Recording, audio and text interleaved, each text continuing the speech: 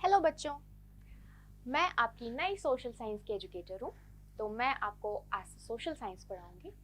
मैं class 9th भी लूँगी और क्लास 10th भी लूँगी।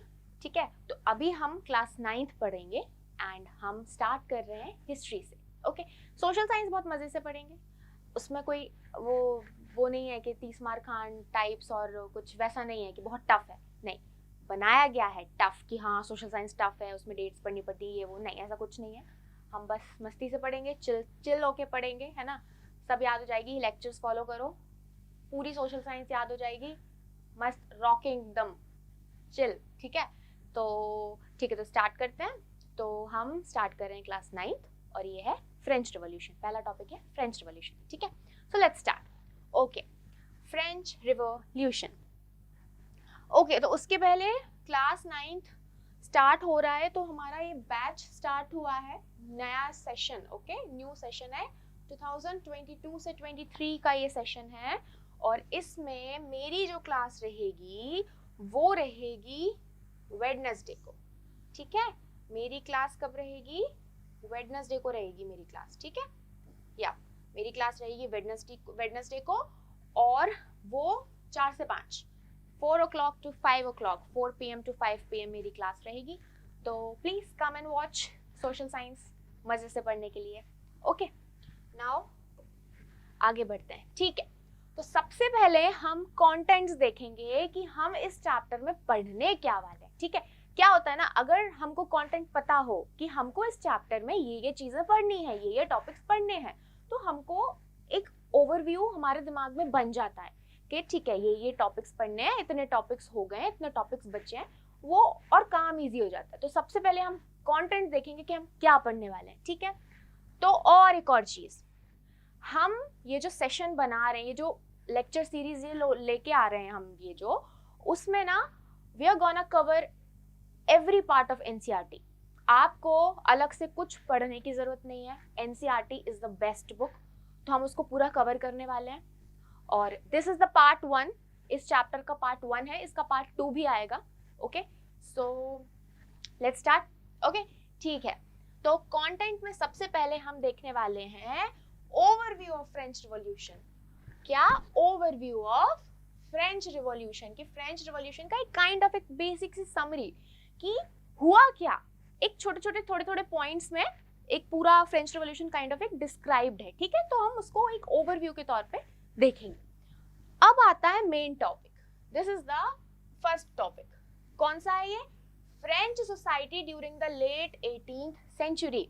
मतलब जो लेट 18th सेंचुरी थी, लाइक 1770s में, 1780s में, 1790s में, ड्यूरिंग लेट 18th सेंचुरी में फ्रेंच सोसाइटी क्या थी, कैसी थी, क्या हो रहा था फ्रेंच सोसाइटी में, हम ये सब पढ़ेंगे।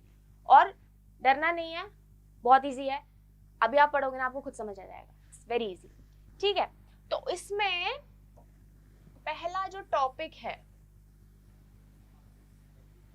ठीक है, इसमें जो पहला सब टॉपिक है फर्स्ट टॉपिक में, वो है स्ट्रगल टू सर्वाइव।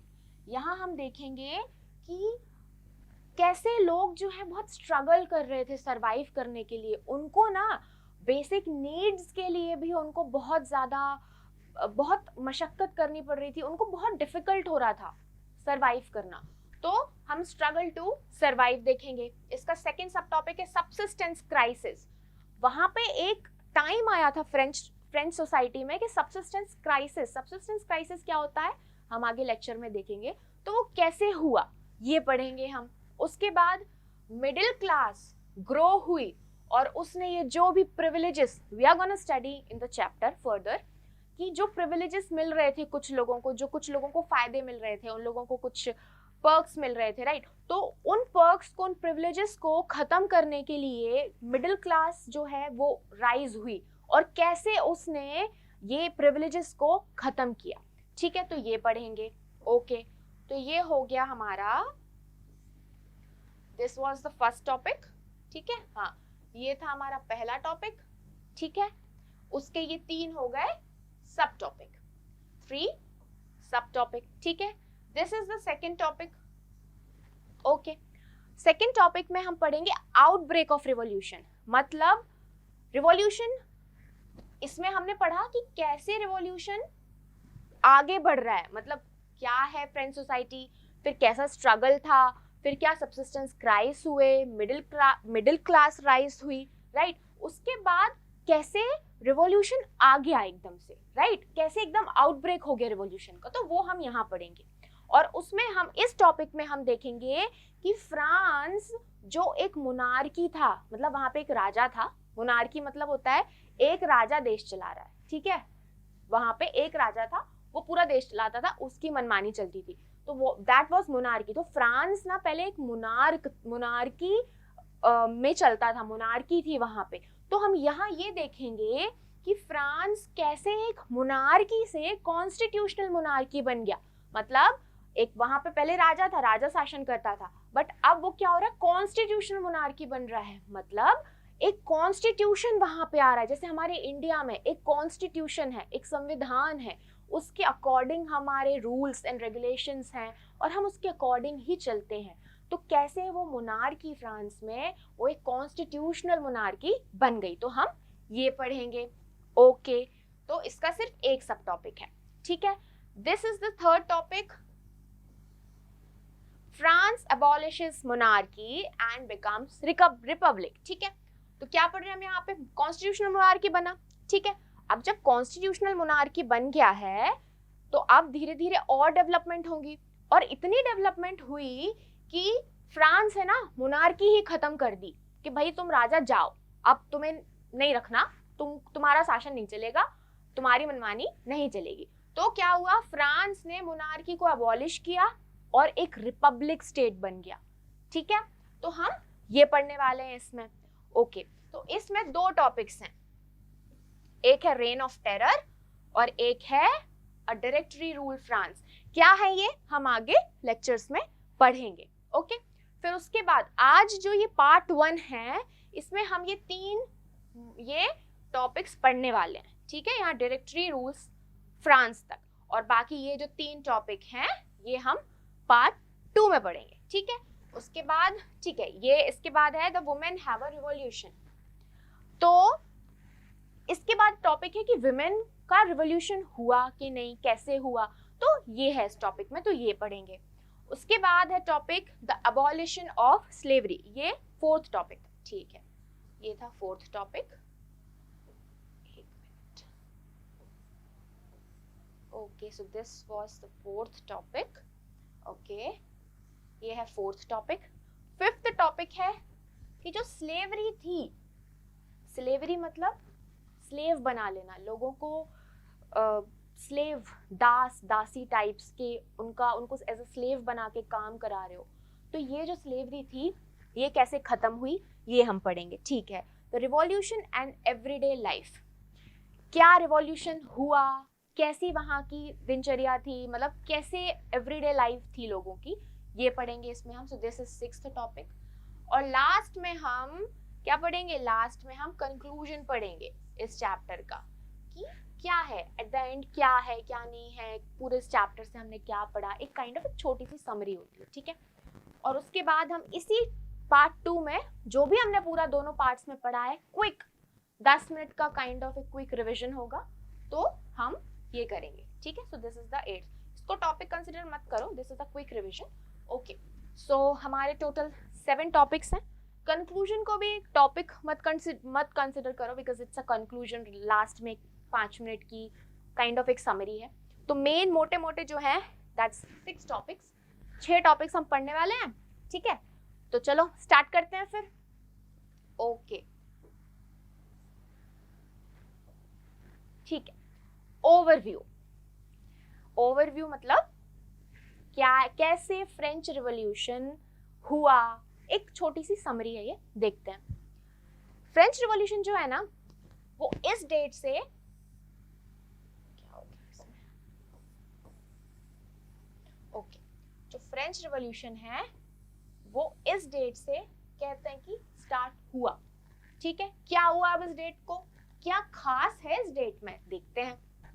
14 जुलाई 1789, 14 जुलाई 1789 को जो किंग था फ्रांस का, उसने ना सोल्जर्स को बोल दिया कि तुम जाओ, घुस जाओ पेरिस में, ठीक है। पेरिस में उसने बोला कि तुम जाओ, घुस जाओ। उसने अपने उसने अपने ट्रूप्स को कमांड किया कि तुम पेरिस में घुस जाओ, ठीक है। तो फिर क्या हुआ, अब ये लोग घुस रहे थे जब, तो वहां के लोग जो हैं वो घबरा गए भाई कि यार ऐसे कैसे घुस सकते हो आप। तो करीबन 7,000 मेन और विमेन जो हैं वो इकट्ठा हो गए, वो गैदर हो गए और उन्होंने एक मिलिट्री फॉर्म कर ली। क्या फॉर्म कर ली? एक military, that is people militia. People militia क्या होता है? पीपल मिलिशिया ना वो एक प्रॉपर प्रोफेशनल मिलिट्री नहीं होती है। जो सोल्जर्स होते हैं ना उनको एक प्रोफेशनल ट्रेनिंग दी जाती है। यहाँ पे क्या किया, यहाँ पे लोगों ने ही लोग इकट्ठे हुए कि भैया हम तो लड़ेंगे, ऐसे कैसे घुसाए तुम पेरिस में। तो उन्होंने इकट्ठे होके वो एक काइंड ऑफ एक मिलिट्री तैयार कर ली, तो उसको हम कहते हैं पीपल मिलिशिया। ये लोग प्रोफेशनली सोल्जर्स नहीं थे, बट बिकॉज ऑफ एंगर वो इकट्ठा हुए और वो लड़ने को तैयार हो गए। तो वो उन्होंने क्या बना ली, पीपल मिलिशिया बना ली, ठीक है। तो 7,000 वुमेन और मेन क्या हुए, इकट्ठा हुए और उन्होंने एक आर्मी तैयार कर ली कि भैया अब तो हम जंग के लिए तैयार हैं, लड़ लो, ठीक है। फिर उसके बाद उन्होंने क्या किया, इन लोग ना इकट्ठे होके ना गवर्नमेंट बिल्डिंग्स में घुसने लगे। तो they broke into government buildings, ये गवर्नमेंट बिल्डिंग्स में घुस रहे थे ताकि वो आर्म्स सर्च कर सके, उनको हथियार मिल जाए कुछ। वो सोच रहे थे कि हमको कुछ हथियार मिल जाए ताकि हम लड़ सके। उनके पास हथियार नहीं थे, ठीक है। तो उन्होंने इकट्ठा हुए वो, उसके बाद उन्होंने गवर्नमेंट बिल्डिंग्स में लूट मार कर दी कि चलो हम तो घुसेंगे, और उन्होंने आर्म्स को, हथियार को ढूंढना सर्च किया, ठीक है। उसके बाद क्या होता है, something hundreds of people, around hundreds of people जो है वो, जो फोर्ट था वहां का, फोर्ट प्रिजन, इसको बैस्टील, इसका नाम था बैस्टील, ओके। ये प्रिजन था, फोर्ट भी था, प्रिजन भी था, फोर्ट्रेस प्रिजन क्या बोलते हैं इसको, बैस्टील, ओके। इसको ध्यान रखना, छोटे छोटे जो वर्ड्स जो ध्यान रखने वाले हैं ना मैं बताऊंगी, इंपॉर्टेंट वर्ड्स, तो उनको अपने नोटबुक में या किसी में नोट कर लेना, ठीक है। तो वो रहेगा कि ओके ठीक है मैंने ये नोट किया था, वो एक मेमोरी रहती है कि याद रहता है, ठीक है। तो Bastille, this is an important word, तो इसको नोट कर लेना। ये फोर्ट है, फोर्ट्रेस प्रिजन है, ठीक है। तो something hundreds of people, around hundreds of people इस बैस्टील में, बैस्टील की तरफ आगे बढ़े, ठीक है। और उन्होंने, वो क्यों आगे बढ़े, क्योंकि उस टाइम पर ऐसे क्राइसिस वाली सिचुएशन हो रही थी ना कि लोगों के ना खाने के भी लाले पड़ रहे थे, उनको खाने को भी नहीं मिल रहा था। तो वो लोग ना ऐसे घुस रहे थे और वो सर्च कर रहे थे कि हमको कुछ एम्यूनिशन मिल जाए। होर्डेड एम्यूनिशन मतलब होता है जैसे जो कुछ चीजों को इकट्ठा करना फ्यूचर की यूज के लिए, जैसे वो फूड भी हो सकता है। लाइक फूड को अगर हम इकट्ठा करके रख ले रहे हैं तो उसको हम होर्डेड एम्यूनिशन कह सकते हैं, क्योंकि हम उसको इकट्ठा कर रहे हैं फॉर द फ्यूचर यूज। तो उनको लग रहा था कि यहाँ पे हमको होर्डेड एम्यूनिशन मिल जाएंगे, तो उसको ढूंढने के लिए ना वो उसकी तरफ बढ़ रहे थे आगे कि नहीं यार हमको तो चाहिए है, हम तो घुसेंगे भाई। उन्होंने तो सोच लिया था कि हम तो भैया घुसेंगे, ठीक है। उसके बाद अब ये घुस गए बैस्टील में। अब भाई घुस गए तो वहां के लोगों को भी पसंद नहीं आया होगा, ऐसे कोई अपने घर में घुसने देगा नहीं ना। तो उन लोगों ने भी लड़ाई स्टार्ट कर दी कि चलो लड़ लेते हैं। तो बैस्टील के सोल्जर्स और ये जो पीपल मिलिशिया इन्होंने जो फॉर्म की थी लोगों ने, ये दोनों मिलके लड़ गए। और उस लड़ाई में क्या हुआ, उस लड़ाई में बैस्टील का जो कमांडर था वो मर गया, ठीक है, उसकी हो गई डेथ। और क्या हुआ, जो प्रिजनर्स थे वहां पे बैस्टील प्रिजन में, जो प्रिजनर्स कैद थे, ज्यादा नहीं थे, 6-7 ही थे, बट उन प्रिजनर्स को भी रिलीज कर दिया, तो वो भी भाग गए, ठीक है। क्या हुआ, बैस्टील का कमांडर मर गया, प्रिजनर्स रिलीज हो गए, ठीक है। उसके बाद क्या किया लोगों ने, लोगों के मन में इतना गुस्सा भरा था ना, उन्होंने जो फोर्ट्रेस था ना उसको डिमोलिश कर दिया, उसमें तोड़फोड़ मचा दी बिल्कुल। और तो और तोड़ने को तो ठीक है तोड़ा, उसके बाद क्या किया, जो स्टोन्स थे ना जो उस फोर्ट के, उन्होंने उसको मार्केट में बेचा कि एज अ सोविनियर, कि डिस्ट्रक्शन का सोविनियर, कि हमने उसको तोड़ा है। तो उसका एक सोविनियर, एज अ सोविनियर उन्होंने उसको मार्केट में उस स्टोन्स को बेचा, ठीक है।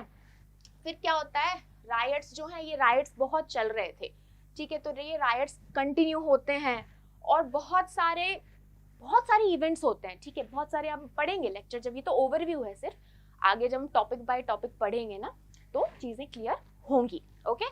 तो फिर राइट्स कंटिन्यू हो रहे थे और पीपल जो हैं वो प्रोटेस्ट कर रहे थे। वो प्रोटेस्ट इसलिए कर रहे थे क्योंकि उनको ब्रेड नसीब नहीं हो रही थी। देखो ब्रेड जो थी ना वो उनका स्टेपल फूड थी।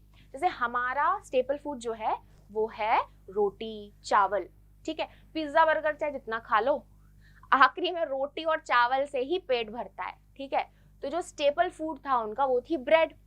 अब इतनी ज्यादा महंगाई हो गई थी उस ब्रेड की कि वो लोग उसको अफोर्ड ही नहीं कर पा रहे थे, ठीक है।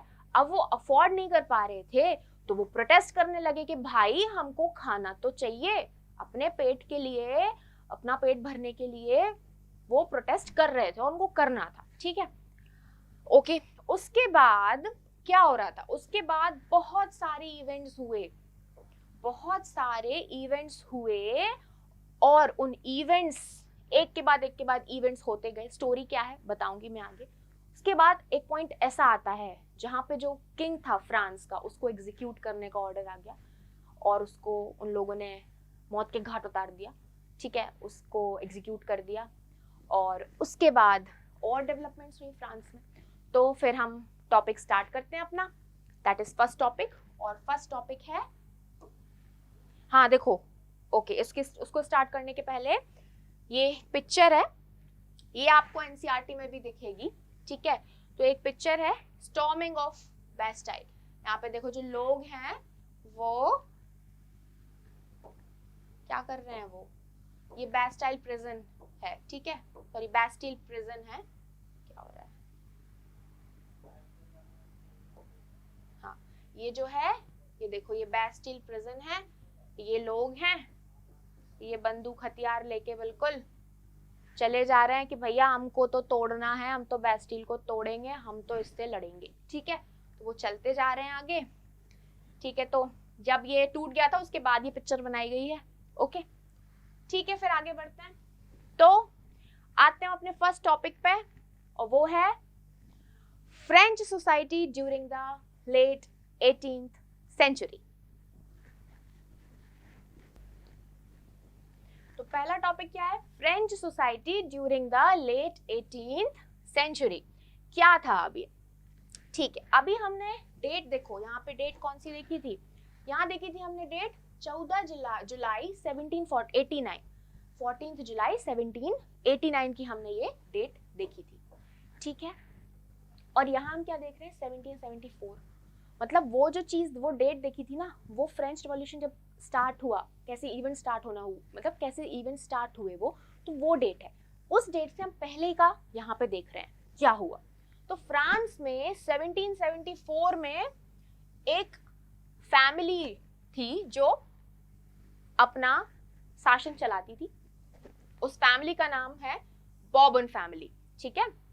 क्या नाम है उसका, बॉर्बन फैमिली, बॉर्बन बिस्किट नहीं बॉर्बन बिस्किट भी आता है, ठीक है। तो फैमिली का नाम है बॉर्बन फैमिली, ठीक है। तो बॉर्बन फैमिली से एक लड़का था, he was very young, 20 years of age, तो उसकी उम्र 20 साल की थी। 20 साल की उम्र में वो राजा बन गया था। उसका नाम था लुइस 16। कैसे कैसे नाम होते ना, लुइस 1 2 3, हमारे यहाँ नाम कैसे रखेंगे, ऐसा रखेंगे राहुल 1 राहुल 2 राहुल 3, नहीं ना, पता नहीं, हो सकता है हो भी, ठीक है। तो उनका नाम था लुइस 16, ठीक है। लुइस 16 20 साल का लड़का, बॉर्बन फैमिली से बिलोंग करता था और वो फ्रांस का किंग बन गया, ठीक है। वो थ्रोन पे आ गया, वो गद्दी पे बैठ गया कि भैया अब मैं राज करूंगा, ठीक है। क्या हुआ, जब वो राज करने बैठा, जब वो गद्दी पे आया, जब वो थ्रोन पे आया, उसको हाथ में आई एम्प्टी ट्रेजरी, उसको हाथ में कुछ नहीं आया। एम्प्टी ट्रेजरी मतलब खजाना था खाली, ठीक है। खर्चे इतने ज्यादा थे उस टाइम पे और आमदनी हो नहीं रही थी। क्या था, आमदनी अठन्नी थी और खर्चा था रुपया, तो खजाना उसको खाली मिला, ठीक है। जब वो थ्रोन में आया तो उसको एम्प्टी ट्रेजरी मिली, खाली खजाना मिला उसको। अभी खाली खजाना हुआ कैसे, खजाना खाली हुआ कैसे, ये देखते हैं। ठीक है, क्या हुआ था, बहुत टाइम से ना वॉर्स चल रहे थे। अब देखो, जब वॉर होता है ना, मान लो किसी भी कंट्री में वॉर हो रहा है, तो वॉर फ्री में तो हो नहीं जाता है। वॉर को आर्म्स भी चाहिए, उसको बारूद भी चाहिए, उसको हथियार भी चाहिए, सोल्जर्स चाहिए, सोल्जर्स को मेंटेन करने के लिए खर्चा चाहिए, बहुत कुछ चाहिए। तो हर चीज में चल लगता है पैसा। भाई पैसा, पैसे के बिना वॉर नहीं हो सकता। ठीक है, तो अब ये वॉर्स हो रहे थे और बहुत लंबे लंबे वॉर्स हो रहे थे। तो उसमें क्या हो रहा था, उसमें ना फाइनेंशियल रिसोर्स ना ड्रेन हो रहे थे, मतलब फाइनेंशियल रिसोर्स ना धीरे धीरे खत्म होते जा रहे थे वॉर्स की वजह से। ठीक है, उसके बाद कोर्ट को, जो कोर्ट था फ्रांस का, पैलेस है तो उनका खुद का कोर्ट भी होगा। ठीक है, तो उसको कोर्ट को मेंटेन करने के लिए और उनका जो महल था, पैलेस था, उसको मेंटेन करने के लिए, उसके खर्चे करने के लिए भी उनको बहुत पैसा लग रहा था। उसका कॉस्ट जो था मेंटेनेंस का, वो बहुत हाई था। ठीक है, it was very high, very high, बहुत खर्चा। अरे भाई राजा लोग हैं, ठाट बाट से रहते हैं, अपन तो ऐसे ही रह लेते हैं। ठीक है, राजा लोग हैं, उनके अलग अलग शौक, अलग अलग खर्चे। ठीक है, तो उनका खर्चा बहुत हाई था कोर्ट को मेंटेन करने का, और पैलेस को मेंटेन करने का खर्चा बहुत हाई था। ठीक है, अब और क्या था, एक पॉइंट, फ्रांस ने ना, जैसे ब्रिटेन, हमारी इंडिया में ब्रिटेन ने कुछ कॉलोनीज बना के रखी थी, राइट, ऐसे ही अमेरिका में भी ब्रिटेन की कुछ कॉलोनीज थी, और अमेरिका का और फ्रांस का एक कॉमन एनिमी था ब्रिटेन। ब्रिटेन को ना वो अपना एनिमी ही समझते थे, तो उनका वो हो गया कॉमन एनिमी। ठीक है, तो फ्रांस ने क्या किया था, फ्रांस ने ना 13 अमेरिकन कॉलोनीज को, फ्रांस ने 13 अमेरिकन कॉलोनीज को इंडिपेंडेंस दिलाने में मदद करी ब्रिटेन से, तो उसमें भी उसका पैसा लगा। ठीक है, उसके बाद वॉर चल रहे थे तो उनका कर्जा बढ़ गया, उनका डेट बढ़ गया बहुत ज्यादा, वॉर्स की वजह से उनका डेट बढ़ गया। ठीक है, उसके बाद क्या हो रहा था, उन्होंने बहुत ज्यादा लोन्स वगैरह भी लेके रखे थे। जैसे गवर्नमेंट, हमारी गवर्नमेंट भी लोन्स लेती है, वो उनका गिव एंड टेक वाला वो चलता रहता है। ठीक है, तो उन्होंने भी लोन्स लेके रखे थे फ्रांस की गवर्नमेंट ने। तो अब जो उन्होंने लोन्स लेके रखे थे, और जो लेंडर्स थे जिन्होंने लोन्स दिए थे, उन लेंडर्स ने 10% उनका इंटरेस्ट लेना चालू कर दिया कि भैया हम तो इंटरेस्ट लेंगे, अब तुम्हारे खर्चे हो ना हो, तुम्हारे पास खर्चा है नहीं है देने का, बट हम 10% कर, मतलब उसमें 10% इंटरेस्ट लगाएंगे, हम तो लेंगे। ठीक है, तो 10% उन्होंने 10% इंटरेस्ट लेने लगे वो लोन्स पे। तो ये सारी चीजें, जो ये सारी चीजें थी ना, ये सारी चीजें मिला के बहुत ज्यादा खर्चा हो रहा था। ठीक है, यहाँ पे क्या था, आमदनी अठन्नी, ठीक है, और खर्चा रुपया। आमदनी अठन्नी और खर्चा रुपया। ठीक है, इस चीज से याद रखना कि उनके पास जो है पैसे नहीं थे। जब लुई 16 आए तो उनके हाथ में खाली वॉलेट आया, उनके हाथ में खाली ट्रेजरी आई, एम्प्टी ट्रेजरी आई, और बहुत ज्यादा खर्चे थे। तो उनको क्या समझ नहीं आ रहा था कि कैसे चलाएं भैया, अब हम शासन करें तो कैसे करें, पैसा तो है ही नहीं यार, कैसे करें। ठीक है, तो फिर आगे क्या हुआ, अब उनको खर्चा चलाना था, शासन करना था। तो जो रेगुलर एक्सपेंसेस थे, रेगुलर एक्सपेंसेस में क्या क्या आ जाते हैं, जैसे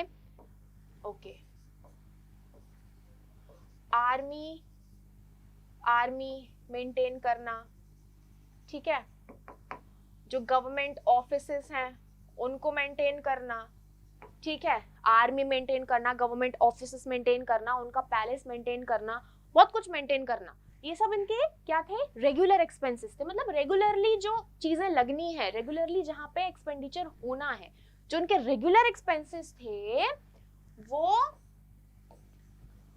उसको पूरा करने के लिए, उसको मेंटेन करने के लिए उन्होंने एक तरीका सोचा, उन्होंने वो तरकीब सोची कि हम भैया टैक्स बढ़ाएंगे अब।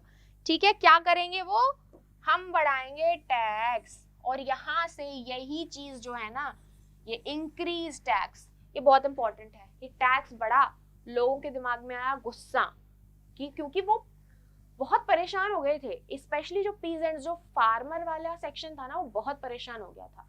ठीक है, तो आगे हम देखेंगे क्या होता है। तो टैक्स बढ़ा, ठीक है, हाँ सॉरी, क्या हुआ था, अपने रेगुलर एक्सपेंसेस को मेंटेन करने के लिए उन्होंने एक तरकीब लगाई कि हम टैक्स बढ़ाएंगे, टैक्स इंक्रीज करेंगे और टैक्स इंक्रीज करके आमदनी कमाएंगे, आमदनी लेंगे और फिर उसको खर्च करेंगे। ठीक है, आगे देखते हैं क्या हुआ फिर। चलो आगे क्या होता है। ठीक है, अब हम सोसाइटी का देखेंगे, फ्रेंच सोसाइटी का देखेंगे कि वो कैसी थी। तो फ्रेंच सोसाइटी जो थी ना, वो 3 पार्ट्स में बटी थी, सॉरी 3 एस्टेट्स में बटी थी। एस्टेट्स बस याद रख लो, इनका सोसाइटी का कुछ नाम नहीं है, इन पार्ट्स का नाम नहीं है। First, second, third, simple number, first estate, second estate, third estate. तो फ्रेंच सोसाइटी जो थी वो 3 एस्टेट्स में बटी हुई थी, फर्स्ट एस्टेट, सेकंड एस्टेट और थर्ड एस्टेट। ठीक है, फर्स्ट एस्टेट में यहां देखो क्लेर्जी थे। क्लेर्जी क्या होते हैं, क्लेर्जी क्या होते हैं, क्लेर्जी ना जो चर्च होते हैं, चर्च में जो भी रिलीजियस फंक्शंस हो रहे हैं या जो फादर्स होते हैं ना चर्च में, वो क्लेर्जी होते हैं। ठीक है, तो क्लेर्जी कौन होते हैं, सिंपल उसमें भाषा में फादर्स, जो चर्च में फादर होते हैं ना, उनको हम क्लेर्जी बोलते हैं। ठीक है, तो फर्स्ट एस्टेट में कौन आते थे, फर्स्ट एस्टेट में आते थे क्लेर्जी। सेकंड एस्टेट में कौन थे, नोबिलिटी थी। ठीक है, नोबल्स थे यहाँ पे। ठीक है, सेकंड एस्टेट में थे नोबल्स। थर्ड एस्टेट में जनता थी। थर्ड एस्टेट में कौन था, थर्ड एस्टेट में बड़े बड़े बिजनेसमैन भी थे। ठीक है, मर्चेंट्स भी थे कुछ। ठीक है, और कोर्ट के जो ऑफिशियल्स हैं वो इसमें आते थे, लॉयर्स। इनको एक बार क्विक पढ़ लेना, ऐसे एकदम ऐसा नहीं है कि एक एक पॉइंट ही लिखने की जरूरत नहीं है, बस आपको एक वो तो है कि जनता थी, तो जनता में तो सब आ जाते हैं, फार्मर भी आ जाता है, टीचर भी आ जाता है, डॉक्टर भी आ जाता है, तो सब आ जाते हैं, बिजनेसमैन भी आ जाते हैं, तो ऐसे ही है। ठीक है, तो बड़े ये भी थे। ठीक है, बड़े बिजनेसमैन, मर्चेंट्स थे, कोर्ट ऑफिशियल्स आते थे इसमें, लॉयर्स आते थे। ठीक है, पीजेंट्स और आर्टिजन्स आते थे, पीजेंट्स और आर्टिजन्स आते थे इसमें। पीजेंट्स मतलब फार्मर्स वगैरह। ठीक है, आर्टिजन्स मतलब जो आर्ट से रिलेटेड, जैसे पॉटरी वगैरह बनाते हैं, जो पेंटर्स वगैरह, ये आर्टिजन्स होते हैं। ठीक है, ये जो आर्ट फॉर्म में होते हैं। ठीक है, तो पीजेंट्स और आर्टिजन्स थे। कुछ small peasants, landless labour, servants, जो लेबर जो डेली वेजेस पे काम करती है, जो सर्वेंट्स, ये सब जो हैं ये थर्ड एस्टेट में आते थे। ठीक है, ये सब काय में आते थे, ये आते थे थर्ड एस्टेट में। तो फर्स्ट एस्टेट में आते थे क्लेर्जी। क्लेर्जी कौन है, फादर। चर्च में जो फादर्स होते हैं दैट इज क्लेर्जी। ठीक है, सेकंड एस्टेट में नोबल्स आते थे और थर्ड एस्टेट में peasants, peasants, artisans, landless labourers, servants, businessman, ये सब जो हैं ये आते थे थर्ड एस्टेट में। ठीक है, अब क्या होता था ना, मैं बताती हूँ आपको। एक चीज बहुत ज्यादा गलत हो रही थी इन लोगों के साथ, ये जो है ना थर्ड एस्टेट के साथ, इनके साथ ना बहुत गलत इसलिए हो रहा था क्योंकि फर्स्ट एस्टेट में चर्च वाली चीज आ गई। ठीक है, सेकेंड एस्टेट में नोबल्स आ गए, तो इन लोगों को क्या मिलता था, इन लोगों को ना प्रिविलेज था कि इनको टैक्स नहीं देना पड़ेगा। भाई हम उसी सोसाइटी में रह रहे हैं, हम वहीं खा रहे हैं, पर हम टैक्स नहीं देंगे। ठीक है, इनको ना ये राइट बर्थ से मिलती थी कि अगर कोई बच्चा इन 2 क्लासेस में पैदा होता है, इन 2 एस्टेट्स में पैदा होता है, फर्स्ट और सेकंड एस्टेट में, तो बाय बर्थ उसको वो राइट मिल गया, बाय बर्थ उसको वो प्रिविलेज मिल गया और उसको अब टैक्स नहीं देना पड़ेगा। ये तो बहुत गलत था, और जो पूरा टैक्स था वो देना पड़ता था थर्ड एस्टेट पीपल को। यार ये पागल थोड़ी ना है जो पूरा टैक्स देंगे, हाँ ये भी रह रहे भैया, ये भी रह रहे, यही क्यों टैक्स भरे, ऐसा थोड़ी ना होता है ना। कोई गवर्नमेंट है तो भाई आप सबको इक्वली ट्रीट करो, है ना। तो ये मेन मुद्दा बन रहा था कि भाई हम ही क्यों अकेला पूरा टैक्स दे रहे हैं, हमको ही क्यों टैक्स ले रहे हो, हमसे ही क्यों टैक्स ले रहे हो। ठीक है, और एक और चीज, इनको थर्ड एस्टेट को गवर्नमेंट को तो टैक्स देना ही पड़ता था, गवर्नमेंट को ठीक है, गवर्नमेंट को तो टैक्स देना ही पड़ता था इनको, और साथ साथ में इनको भी टैक्स देना पड़ता था। अब जैसे यहाँ पे, चलो मैं आपको फिर से पूरा क्लियर करके बताती हूँ। देखो यहाँ पे फॉर एग्जाम्पल फार्मर है, ठीक है, फार्मर्स हैं, उन्होंने खेती करी, ठीक है, उन्होंने खेती करी, उनका एक एग्रीकल्चरल प्रोड्यूस हुआ, ठीक है। तो अब जितना भी उनका प्रोड्यूस हुआ है, जितनी भी उन्होंने खेती करी, उनका कुछ प्रोडक्शन हुआ, ठीक है। तो जो प्रोडक्शन हुआ है उसका 1/10 जो है वो इनको देना पड़ता था, ठीक है। और ये था कि आपको देना ही है, तो ये गवर्नमेंट को भी दें भैया टैक्स, उसके बाद जो खेती कर रहे हैं उसका 1/10 चर्च को भी दें, मतलब फर्स्ट स्टेट में चर्च वगैरह आते थे ना, तो उनको भी दें। तो क्या करें, कितना टैक्स देंगे, कहाँ तक देंगे टैक्स, ये था ना, ठीक है। उसके बाद क्या होता है हम देखते हैं, ठीक है, ओके। फिर आता है इसके सब टॉपिक्स, इस फर्स्ट टॉपिक के सब टॉपिक्स हैं ये 3, struggle to survive, subsistence crisis और middle class rose to end privileges, ठीक है, देखते हैं। और ये जो तीनों है ना, ये तीनों टॉपिक्स, ये जो तीनों चीजें हैं ना, इन तीनों चीजों ने इकट्ठा, मतलब इन तीनों, ये जो पॉइंट्स बहुत इंपॉर्टेंट है, इन पॉइंट्स में ही आपको काइंड ऑफ पूरी जो स्टोरी है ना वो समझ आ जाएगी। तो ये जो पॉइंट्स हैं, ये तीनों पॉइंट्स, ये 3 इवेंट्स जो हैं, ये एक किक स्टार्ट, ये एक रेवोल्यूशन की ना एक स्टोरी बना देते हैं कि अब रेवोल्यूशन होने वाला है भैया, अब तो हो गया है, अब तो रेवोल्यूशन होना ही होना है। ओके, तो चलो इसको देखते हैं, ठीक है, इसको क्लियर कर लेते हैं।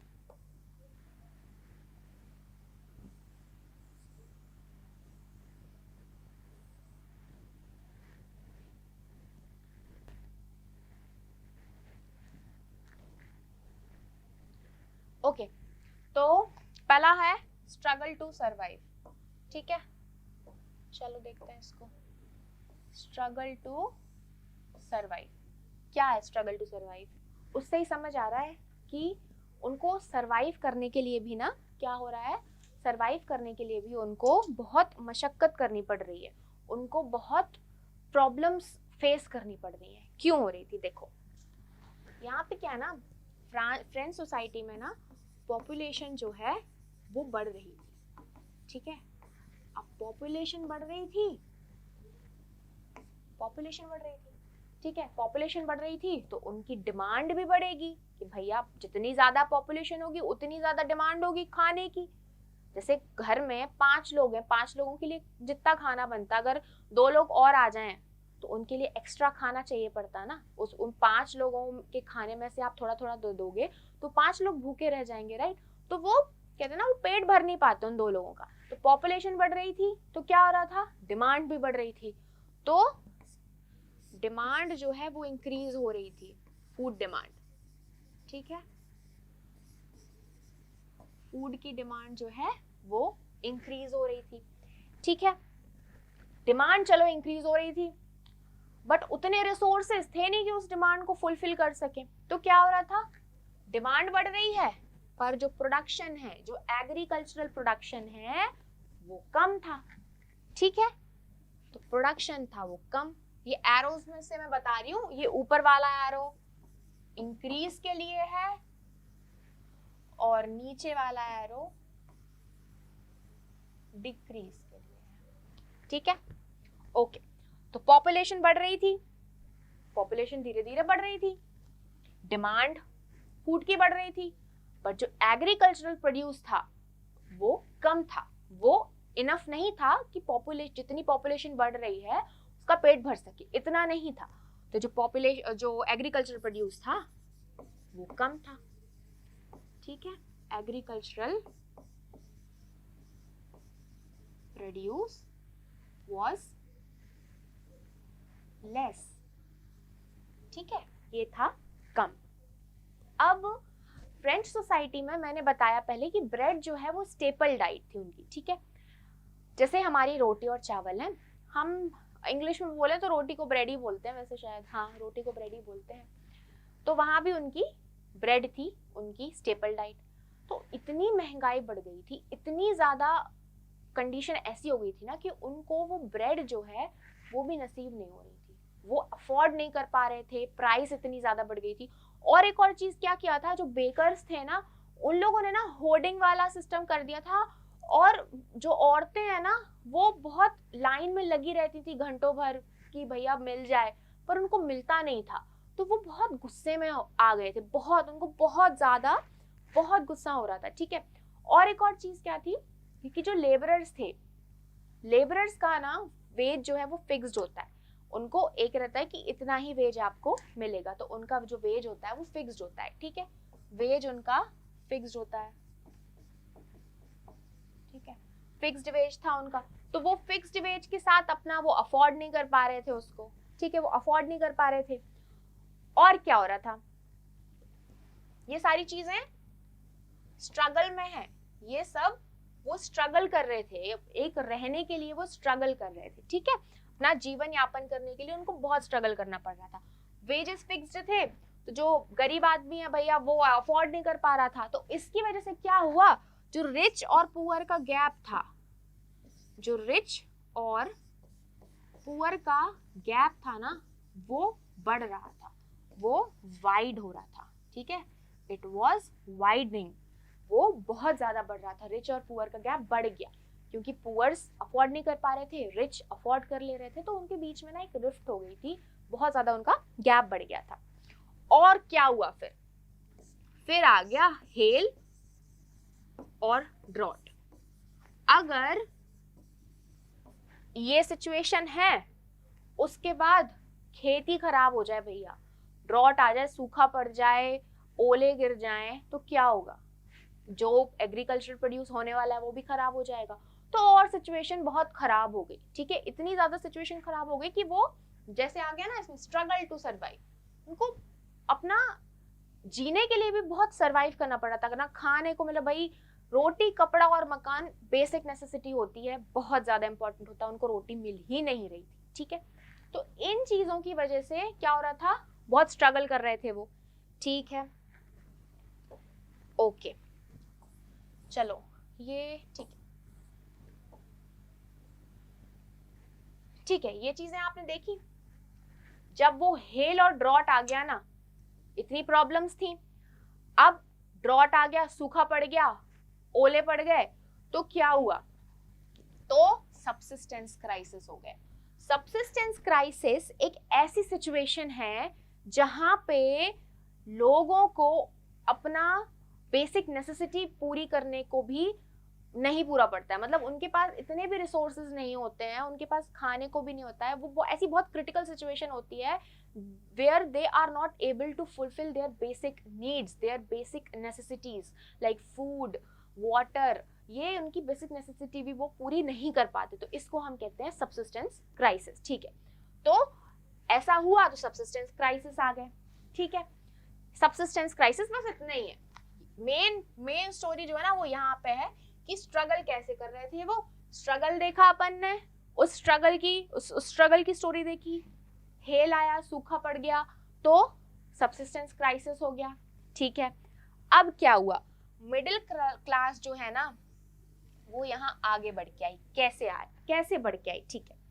यहाँ पे मिडिल क्लास में ना पीजेंट्स और वर्कर्स वगैरह जो थे ना वो रिवोल्ट करते थे कि हमको इसके अगेंस्ट रिवोल्ट करना है, पर वो उनका जो रिवोल्ट था ना वो इतना पावरफुल नहीं होता था कि कोई सोशल या कोई इकोनॉमिक चेंज ला सके, तो वो टोटली ना डिपेंडेंट रहते थे कि जो इस थर्ड स्टेट, ये जो पीजेंट्स और जो वर्कर्स हैं ये थर्ड स्टेट में आते हैं, ठीक है।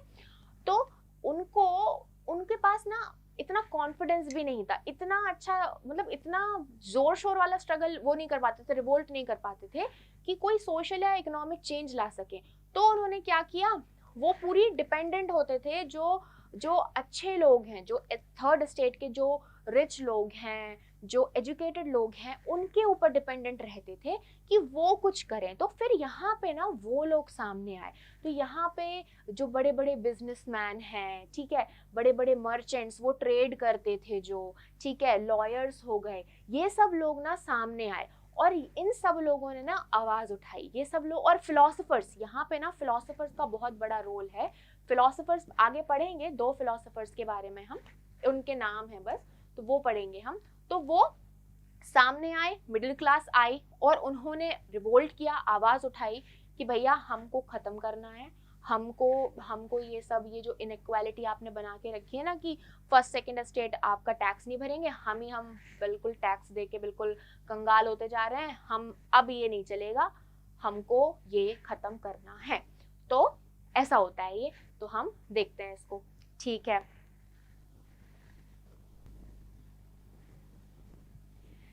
ठीक है, तो मिडिल क्लास के ऊपर लोग जो हैं वो डिपेंडेंट हो गए कि हमको, आप जो वर्कर्स और जो लेबरर्स थे, जो पीजेंट्स थे, वो एजुकेटेड नहीं थे ज़्यादा।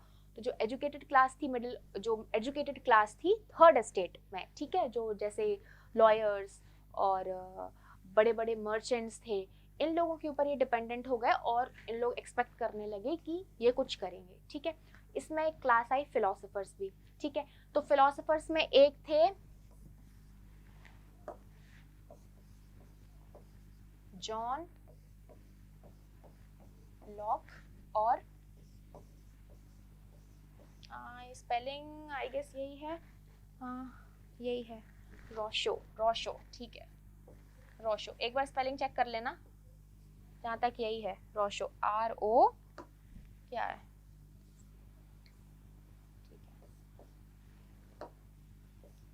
ROUSSEAU,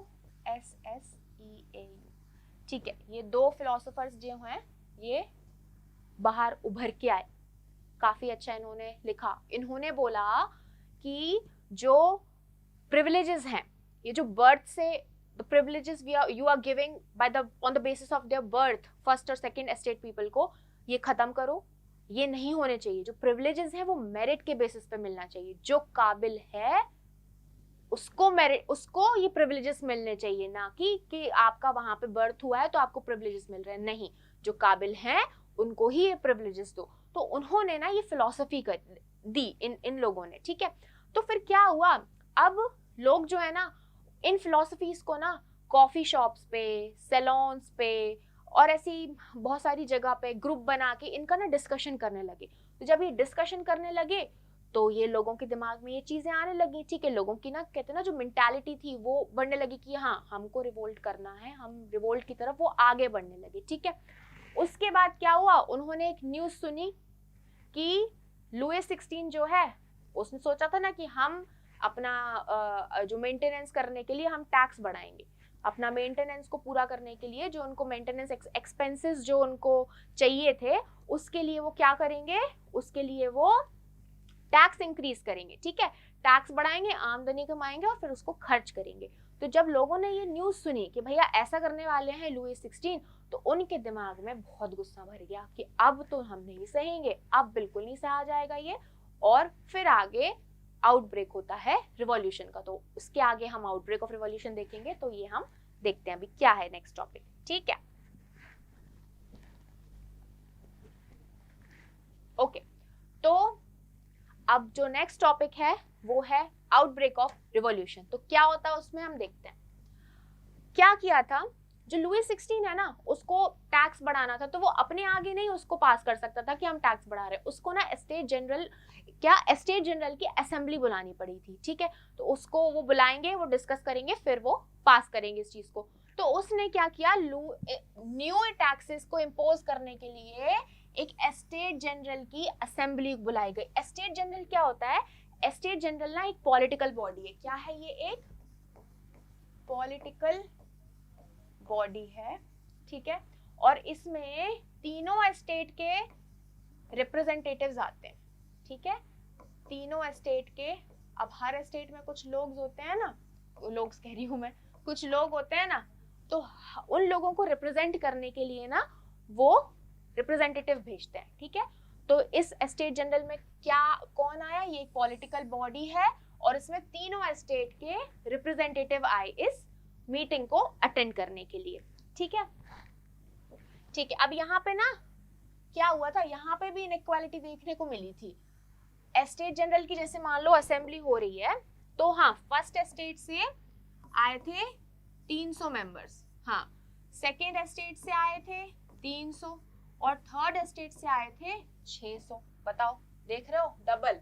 ठीक है, तो क्या हुआ था, जैसे मान लो यहाँ मीटिंग हो रही है, तो यहाँ पे बिठा दिया फर्स्ट स्टेट को, यहाँ पे बिठा दिया सेकेंड स्टेट को, और थर्ड स्टेट को पता क्या किया था, थर्ड स्टेट को ना बैठने की भी जगह नहीं दी थी, थर्ड स्टेट को बोला कि तुम यहाँ खड़े हो जाओ, तो जो थर्ड स्टेट थे ना वो खड़े रहे थे। ठीक है, तो यहाँ पे भी देखो कितनी इनइक्वालिटी थी। ठीक है, चलो आगे बढ़ते हैं। फिर क्या हुआ, फिफ्थ, ये स्टेट जनरल की असेंबली कब बुलाई, 5 मई 1789 को लुईस 16 ने स्टेट जनरल की असेंबली बुलाई कि हम नए टैक्सेस को पास करेंगे, उनके प्रपोजल्स को हम पास करेंगे। ठीक है, तो और इस असेंबली में क्या, पीजेंट्स जो फार्मर्स थे, जो आर्टिजन्स थे और जो विमेन थी वो अलाउड नहीं थे, वो इस असेंबली में एंटर नहीं कर सकते थे। ठीक है, वो इस असेंबली का पार्ट नहीं बन सकते थे, उनको एंट्री अलाउड नहीं थी।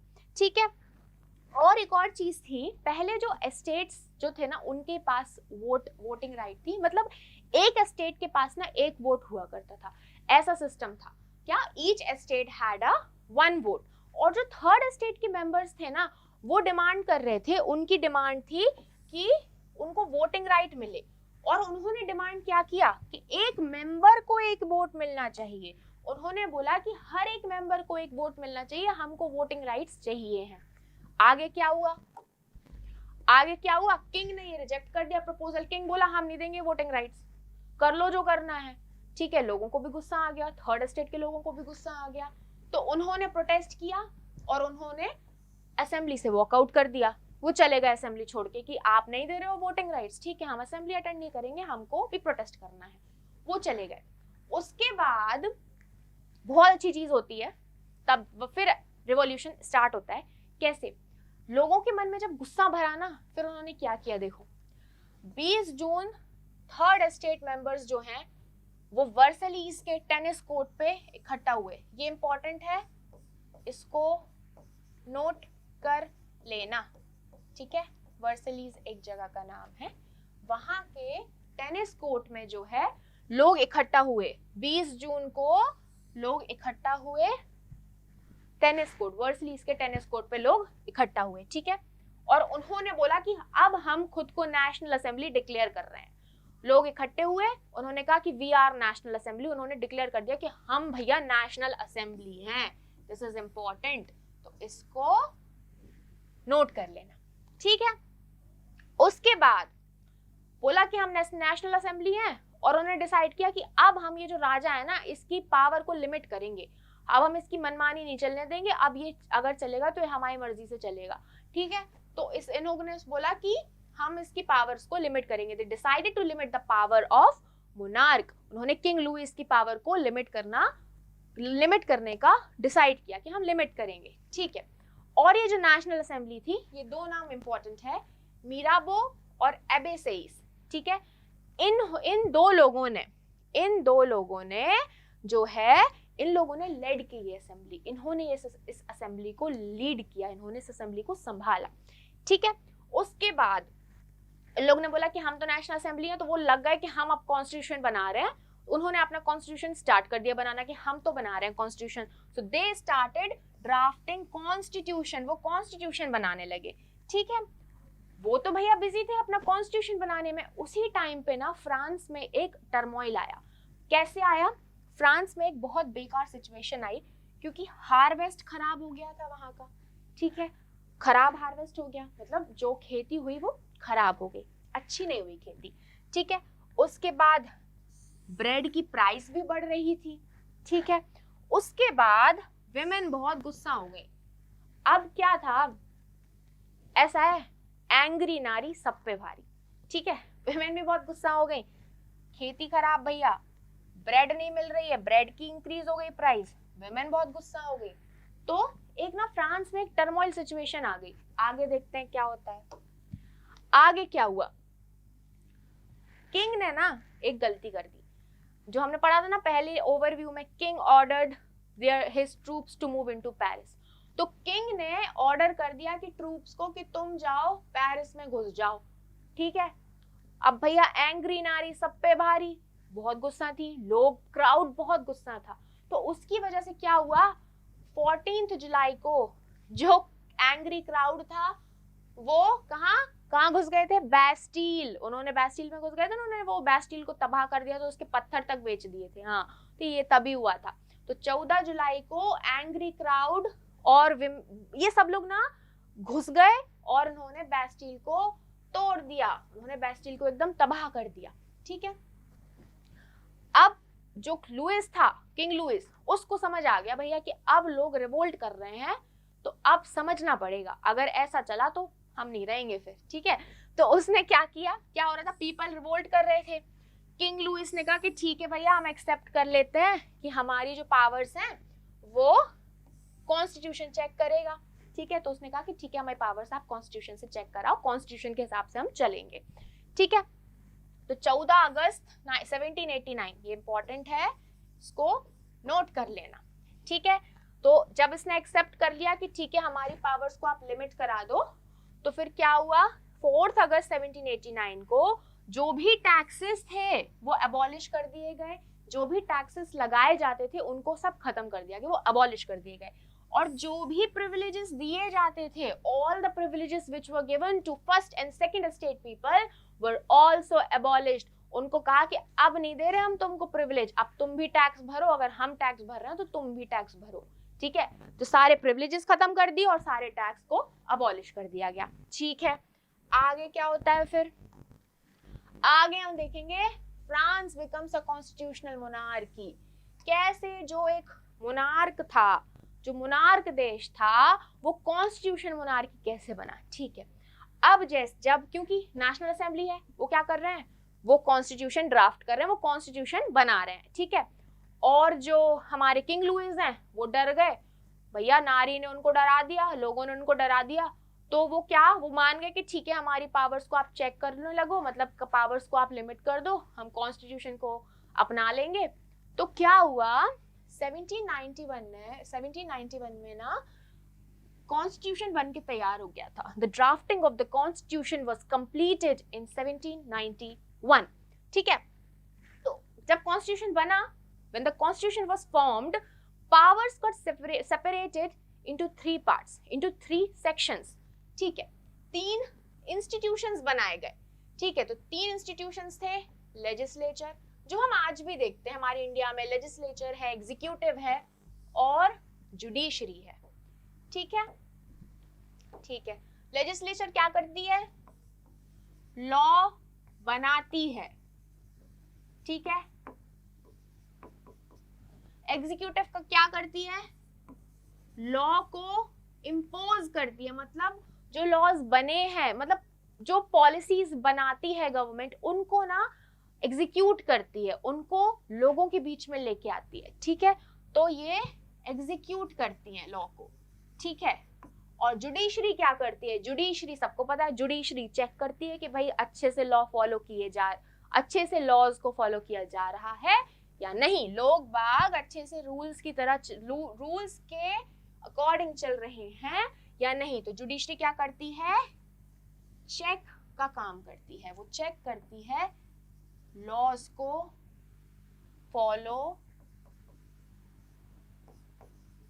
किया जा रहा है या नहीं, ठीक है। तो ये हो गया। तो डिफरेंट इंस्टीट्यूशंस में पावर डिवाइड कर दी गई थी। पहले क्या, एक राजा के हाथ में पावर थी, इसलिए वो मोनार्की थी, मोनार्क राजा, उसके हाथ में सारी पावर, ठीक है। राजा, ठीक है, उसके हाथ में पावर्स, ऑल पावर्स। अब क्या हुआ, ये क्या था, ये थी मोनार्की, ठीक है। अब क्या हुआ, क्या हुआ, अब बताओ क्या हुआ, ठीक है। अब क्या हुआ, कॉन्स्टिट्यूशन आया, ठीक है। कॉन्स्टिट्यूशन ने क्या किया, 3 पार्ट्स में डिवाइड कर दिया, लेजिस्लेचर, एग्जीक्यूटिव और जुडिशरी, ठीक है, तो यहाँ पे क्या आ गई, पावर्स हो गई 3 पार्ट्स में डिवाइड, ठीक है, पावर हो गई डिवाइड 3 पार्ट में, तो ये हो गया कॉन्स्टिट्यूशनल कॉन्स्टिट्यूशनल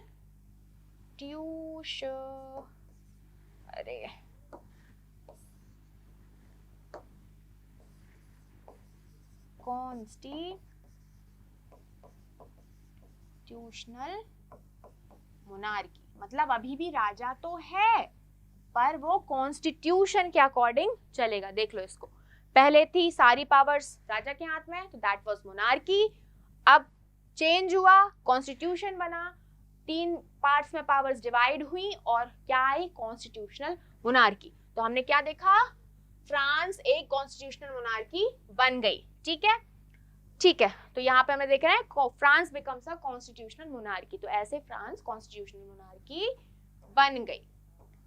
ओके, ठीक है, चलो, हाँ यहाँ पे देखो, एक पॉलिटिकल सिस्टम जो कॉन्स्टिट्यूशन बना था ना, उसके अकॉर्डिंग कैसे लोग फॉलो हो रहा था, वो कैसे कैसे चीजें हो रही थी, कैसे वोटिंग हो रही थी, ये सब हम देखते हैं इसमें। देखो यहाँ पे एक और चीज, पहले ना जो वोटिंग राइट थी ना, मैं यहाँ लिख देती हूँ, देखो जो वोटिंग राइट थी वो ना सबके पास नहीं थी, ठीक है, ये है passive citizens, this is passive citizens, PC से लिख रही हूँ मैं, पैसिव सिटीजन्स, ठीक है, इनके पास नहीं थी, और इसमें जो 25 साल से कम के लोग आते हैं, मतलब जिनकी 25 इयर्स से कम एज है, वो लोग आते हैं इसमें, बच्चे वगैरह ये सब आते हैं, और जो टैक्स नहीं भरते हैं, ठीक है, दैट वो आते थे इसमें, ठीक है, वो आते थे पैसिव सिटीजन्स में, तो इनको वोटिंग राइट नहीं थी, ठीक है। और उसके बाद आते हैं एक्टिव सिटीजन्स, तो एक्टिव सिटीजन्स क्या होते हैं, इनको वोटिंग राइट्स थी, कैसे थी, एक तो 25 साल के ऊपर के थे यहाँ पे, ठीक है, 25 इयर्स अबव, और उसके बाद इन लोग वो भरते थे, टैक्स भरते, टैक्स में भी एक चीज थी, टैक्स कितना भरना पड़ता था उनको, कितना टैक्स भरना पड़ेगा कि वो इस कैटेगरी में आ जाए, तो डेली वेज वर्कर जो होता है ना, डेली वेज वर्कर, ठीक है, डेली वेज वर्कर को जितना वेज मिलता है, तो अगर इन लोग 3 दिन का वेज भर पा रहे हैं एज अ टैक्स, मतलब मान लो जैसे मान लो 100 रुपए उसको एक दिन का मिलता है, ठीक है, ठीक है, 100 रुपए मिल रहा है एक डेली वेज वर्कर को एक दिन का, तो 3 दिन का कितना हो गया, 300 रुपए, ठीक है। तो अगर एक्टिव सिटीजन आपको बनना है, तो सबसे पहले आपको 25 साल का होना पड़ेगा, उसके बाद आपको ये 300 रुपए, आप इतना मिनिमम आप टैक्स अगर भर रहे हो, ठीक है, इतना ही मिनिमम टैक्स था कि 3 दिन का अगर आप टैक्स भरने के काबिल हो, डेली वेज वर्कर को जितना वेज मिलता है, तो उसके अकॉर्डिंग अगर आप उसको 3 दिन का टैक्स भरने के काबिल हो, मतलब 3 दिन में जितना अमाउंट बनता है उतना टैक्स आप दे पा रहे हो, तो आप आते हो एक्टिव सिटीजन में, ठीक है। तो एक्टिव सिटीजन को वोटिंग राइट्स थी, उनके पास थी, क्योंकि वो 25 साल से अबव के थे और 3 दिन का डेली वेज वर्कर का जितना आमदनी होती है वो उतना एज अ टैक्स भर पा रहे थे, ठीक है। तो ये हो गया एक्टिव सिटीजन्स, ठीक है। तो अब ये एक्टिव सिटीजन्स है, इनके पास थी वोटिंग राइट्स, ठीक है, इनके पास थी वोटिंग राइट्स, ओके। तो अबाउट 4 मिलियन पॉपुलेशन थी वो एक्टिव सिटीजन में आती थी। तो वो क्या करते थे, इसमें से वो इलेक्टर्स चूज करते थे, 4 मिलियन में से 50,000 मेन जो हैं वो इलेक्टर्स बनते थे। उसके बाद ये इलेक्टर्स जो हैं वो एक नेशनल असेंबली को बनाते थे, इसमें से मेंबर्स जाते थे नेशनल असेंबली में, 745 मेंबर्स थे, ठीक है। अब ये नेशनल असेंबली जो थी वो मिनिस्टर और किंग का कंट्रोल था उनपे, ठीक है, कि वो कंट्रोल करेगी, क्योंकि लेजिस्लेचर है ये, ठीक है, दिस इज लेजिस्लेचर, तो ये लॉ बनाएगी, क्या बनाएगी, ये लॉ बनाएगी। ये एग्जीक्यूटिव है, तो ये लॉ को एग्जीक्यूट करेगी, ये बताएगी कि भैया अच्छे से पॉलिसीज वो फॉलो हो रही हैं, मतलब अच्छे से पॉलिसीज लेके आएंगे वो इस सोसाइटी में, कैसे उन पॉलिसीज को फॉलो कराना है, कैसे उन लॉज को फॉलो कराना है, ये एग्जीक्यूटिव करेगी, ठीक है। तो एग्जीक्यूटिव करती थी। और यहाँ पे क्या होता था, डायरेक्ट ना ये जो एक्टिव सिटीजन है ये डायरेक्टली वोट करते थे और एक जुडिशरी को हायर करते थे, एक जज को अपॉइंट करते थे, एक जज को इलेक्ट करते थे। और ये जज क्या करता है, जुडिशरी क्या करती है, वो चेक करती है, तो वो चेक करेगी, ठीक है। ओके, तो ये हो गया हमारा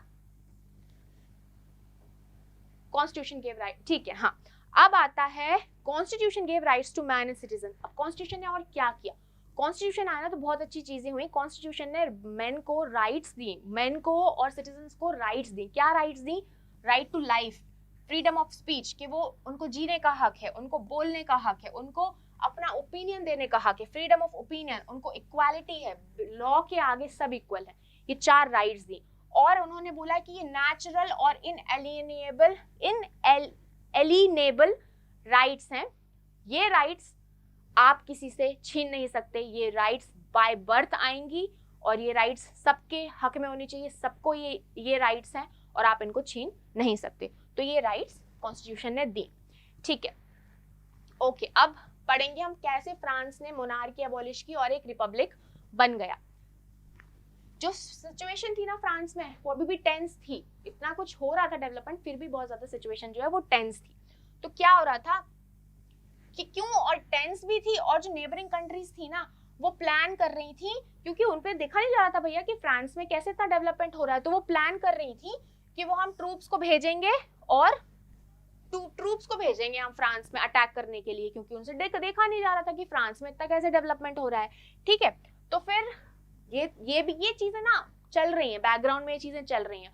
उसी टाइम पे वोटिंग होती है, नेशनल असेंबली वोट करता है 1792 में कि हम जो प्रशिया है ना, ऐसे कैसे तुम घुस जाओगे। उन्होंने बोला कि ऐसे कैसे तुम हमारे फ्रांस में घुस जाओगे, इतनी बड़ी मुश्किल से हम लोगों ने कॉन्स्टिट्यूशन बनाया और तुम पे देखा नहीं जा रहा है, तुम पे नहीं देखा जा रहा, तो तुम अपनी आंखें बंद कर लो, है ना। उन लोगों ने ये सोचा, तो उन लोगों ने वोट किया 1792 अप्रैल में, और उन्होंने डिक्लेयर कर दिया कि हम वॉर करेंगे प्रशिया और ऑस्ट्रिया के अगेंस्ट। कैसे घुसोगे तुम, हम बताओ हमें, ठीक है। उसके बाद क्या होता है, बहुत सारे लोग आए, बहुत सारे वॉलंटियर्स आए और उन्होंने आर्मी को ज्वाइन किया, ठीक है। आगे देखते हैं, फिर लोग क्यों इसमें आ रहे थे, क्योंकि वो बहुत परेशान थे। परेशानी के बाद उन्होंने कॉन्स्टिट्यूशन बनाया। उसके बाद ना ये जब चीजें हो रही थी तो इसको ना वो एक war as a people war देख रहे थे। वो देख रहे थे कि ये वॉर, ये लड़ाई पीपल और किंग के बीच में है, जो एरिस्टोक्रेसीज हैं पूरे यूरोप में, जो किंग हैं इनके बीच में और एक पीपल के बीच में ये वॉर है, इसको वो ऐसे देख रहे थे, ठीक है। और बहुत सारे रिवॉल्यूशनरी वॉर्स हो रहे थे। तो बहुत, एक और चीज मैं बताना भूल गई, तो जब ये हो रहे थे ना तो वो वॉर को एज अ पीपल वॉर देख रहे थे कि हम किंग के अगेंस्ट लड़ रहे हैं। तो वो पेट्रियोटिज्म जो बहुत आया, तो पेट्रियोटिक सॉन्ग बहुत ज्यादा क्या है वहां पे फेमस हुआ था। तो पेट्रियोटिक सॉन्ग जो था मार्सेलीज जो पेट्रियोटिक सॉन्ग था, ये उस टाइम पे बहुत फेमस हुआ, और ये आज प्रेजेंट फ्रांस का जो है वो नेशनल एंथम है। ये जो है ये इंपॉर्टेंट है, इसको लिख लेना, ठीक है। हाँ, तो आगे हम पढ़ रहे थे, अब ये वॉर्स हो रहे हैं, तो वॉर्स में हमने देखा कि पैसा लगता है, तो उसके कारण क्या हो रहा था, इकोनॉमिकली बहुत डिफिकल्टीज फेस करनी पड़ रही थी लोगों को। और जब ये सब हो रहा था ना तो बहुत सारे पॉलिटिकल क्लब्स फॉर्म, क्या हो रहा था ना, इसमें एक लोगों के मन में ये आया कि ये जो राइट्स मिल रहे हैं, ये एकदम जो नीचे तबके के लोग हैं, जो सबसे बहुत जो पुअर हैं, वो उनको ये राइट्स नहीं मिल पा रही है, उनको इससे कोई फायदा नहीं हो रहा है। तो उसकी वजह से ना कोई बहुत सारे पॉलिटिकल क्लब्स सामने आए, वो थर्ड स्टेट में से ही आए। पॉलिटिकल क्लब्स जो हैं वो बहुत ज्यादा सामने आए, और वो क्या करते थे, ये पॉलिटिकल क्लब्स ना डिस्कशन करते थे, जैसे किटीज होती है ना कि मिलके डिस्कशन करेंगी, ये सब करेंगी। तो ऐसी पॉलिटिकल क्लब सामने आए, और वो लोग, ये मोस्टली ना यहाँ पे पुअर लोग रहते, पुअर लोग, मैं लोग्स बोलती हूँ सॉरी, ठीक है। तो ये बहुत सारे पुअर लोग यहाँ पे इसको मिलके पॉलिटिकल क्लब फॉर्म करते थे। पॉलिटिकल क्लब्स जो हैं वो इम्पॉर्टेंट हो गए डिस्कशंस के लिए, लोग इन पॉलिटिकल क्लब्स में जुड़ने लगे और गवर्नमेंट की पॉलिसीज को जो है वो डिस्कस करने लगे, ठीक है। उसके बाद यहाँ पे ना जेकोबिन क्लब बहुत फेमस हुआ, तो हम जेकोबिन क्लब के बारे में पढ़ेंगे। तो जेकोबिन क्लब को नाम कहाँ से मिला? सेंट जेकॉब थे पेरिस में, उनके नाम पे ये जेकोबिन क्लब का नाम पड़ा है, ठीक है। उसके बाद जो मेंबर्स थे, हमने देखा ना जो लेस प्रॉस्परस सेक्शंस थे सोसाइटी के, मोस्टली ये इस सेक्शन के इस सेक्शन के जो मेंबर्स थे, जो लेस प्रॉस्परस सेक्शंस थी, उस सेक्शन के मेंबर्स जो है वो इसके जेकोबिन क्लब का पार्ट थे, ठीक है। जैसे इसमें कौन कौन से स्मॉल शॉपकीपर्स आ गए, artisan, servants, daily wage workers, ये सब जो है ये इस क्लब में हुआ करते थे। पॉलिटिकल क्लब्स में ये छोटे छोटे लोग, जो स्मॉल शॉपकीपर्स, आर्टिजन्स, छोटे छोटे जो लेस प्रॉस्परस सेक्शन है उनके लोग इसमें हुआ करते थे, ठीक है। इसका लीडर ये बहुत ज्यादा फेमस हुआ, मैक्सिमिलियन रॉबेस्पियर इस ग्रुप का, इस क्लब का लीडर था। और लोग बहुत गुस्सा थे। क्यों गुस्सा थे? हाई प्राइस और short supply of food. Price बढ़ रही थी, फूड की सप्लाई कम थी, लोगों के मन में गुस्सा था, ठीक है। जेकोबिन क्लब में ही हम कंटिन्यू करेंगे। तो इसमें क्या किया, 1792 में जो जेकोबिन्स थे उन्होंने किंग के पैलेस पे अटैक कर दिया, ठीक है।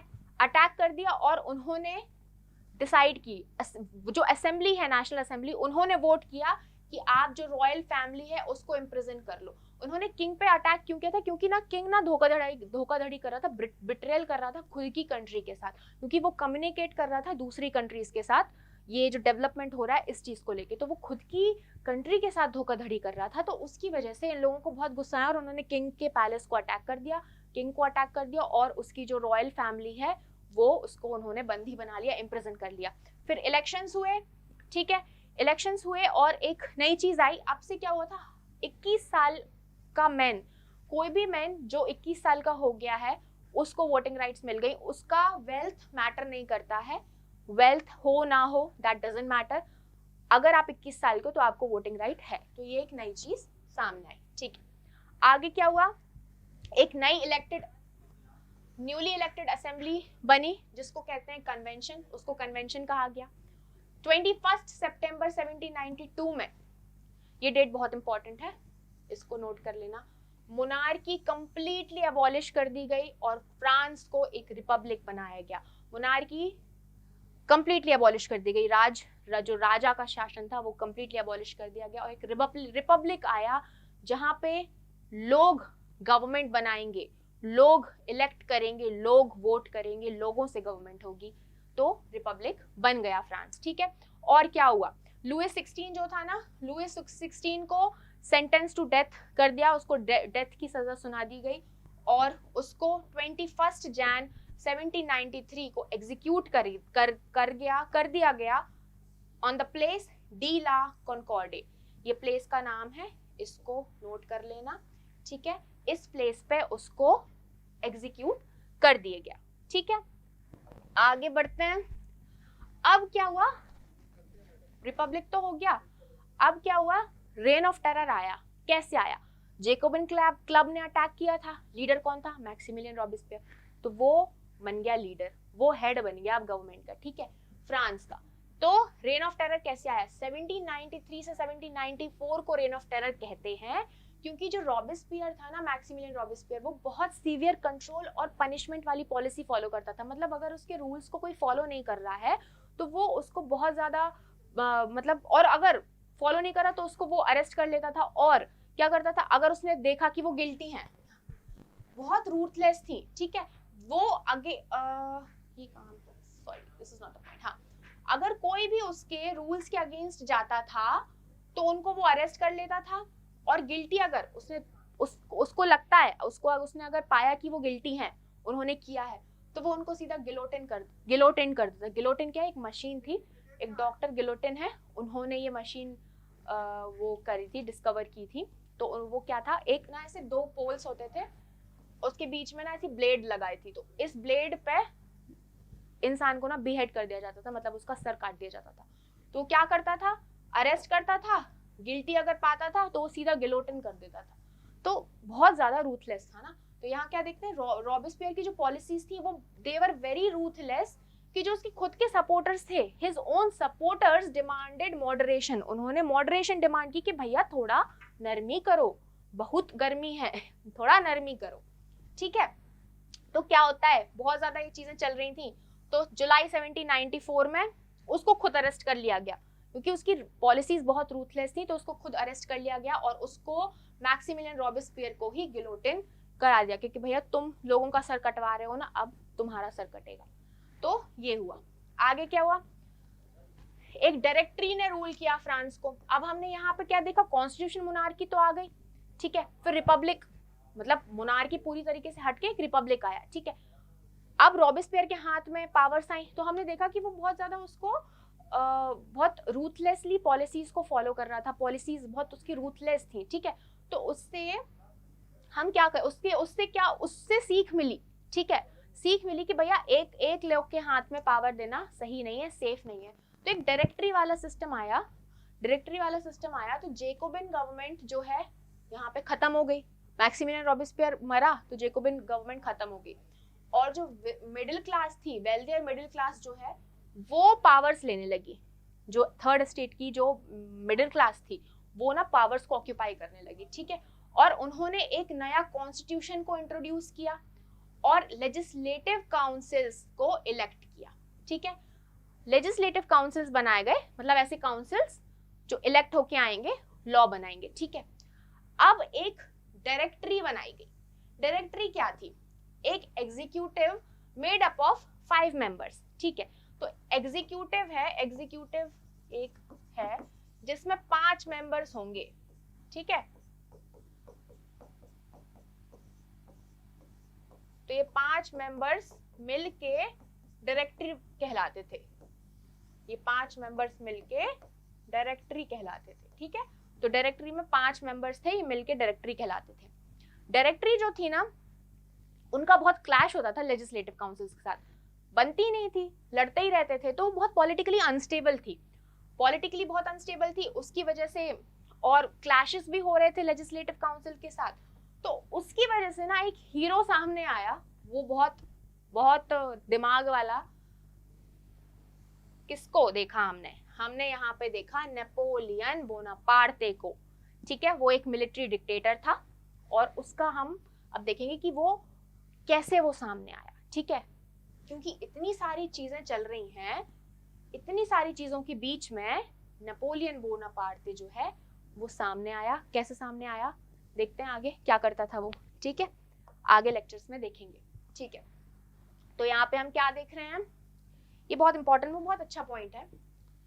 ये 4 चीजें ना इंस्पायरिंग आइडियल्स बन गई थी लोगों की। क्या, गवर्नमेंट में चेंज हो रहा था, ठीक है, चेंजेस इन गवर्नमेंट में चेंज हो रहा था। जो आइडियल्स थे फ्रीडम के, ठीक है, जैसे हमें फ्रीडम चाहिए, फ्रीडम का आइडियल था कि यार फ्रीडम से रहना है, किसी स्लेव बन के या किसी के उसमें नहीं रहना है कि यार कुछ भी बोल रहे हैं कि वो राजा कुछ भी करा रहा है और आप कुछ भी कर रहे हो, नहीं। तो फ्रीडम, क्या, आइडियल ऑफ फ्रीडम। जो चेंजेस हो रहे थे गवर्नमेंट में, जो इक्वालिटी थी बिफोर लॉ, ये चीजें, फ्रैटर्निटी, ये चीजें ना एक इंस्पायरिंग आइडियल्स बन गए थे लोगों को, उनको वो बहुत इंस्पायर होते थे इन चीजों से, ठीक है। तो ये आइडियल्स ना लोगों को मोटिवेट करते रहे पूरे फ्रांस में और ऑल ओवर यूरोप में, सिर्फ फ्रांस में ही नहीं, पूरे जो यूरोप में जो सेंचुरीज आगे बढ़ी, आगे आई इस टाइम के बाद, तो इन आइडियल्स ने ना बहुत मोटिवेट किया लोगों को कि यार ये आइडियल्स कहते थे कि हमको भी ऐसी लाइफ चाहिए, हमको भी फ्रीडम से रहना, हमको भी इक्वालिटी चाहिए। तो इन आइडियल्स ने ना बहुत मोटिवेट किया, तो ये इंस्पायरिंग आइडियल्स बन गए थे। तो पूछ सकते हैं कि what were the inspiring ideals, तो दिस इज इम्पोर्टेंट, ठीक है। आगे, ठीक है, तो ये लेक्चर हम यहीं खत्म करते हैं, ये 3 टॉपिक्स हमारे कवर हो गए हैं। तो मिलते हैं अगले पार्ट में। उसके पहले फिर से नया सेशन स्टार्ट हो रहा है, 2022-2023 स्टार्ट हो गया है। तो इसमें मैं वेडनेसडे को क्लास लूंगी, क्लास 9th, मेरी क्लास आएगी 4 PM to 5 PM। तो पढ़ेंगे, SST पढ़ेंगे, है ना, मिलके पढ़ेंगे, मजे करेंगे। और एक और चीज़, अगर आपको ये नोट्स PDF फॉर्म में चाहिए तो आप हमारे ऐप को डाउनलोड कीजिए, download our score plus app, और इससे आप नोट्स ले सकते हैं, ठीक है। सो चलो फिर मिलते हैं नेक्स्ट पार्ट में, बाय बाय।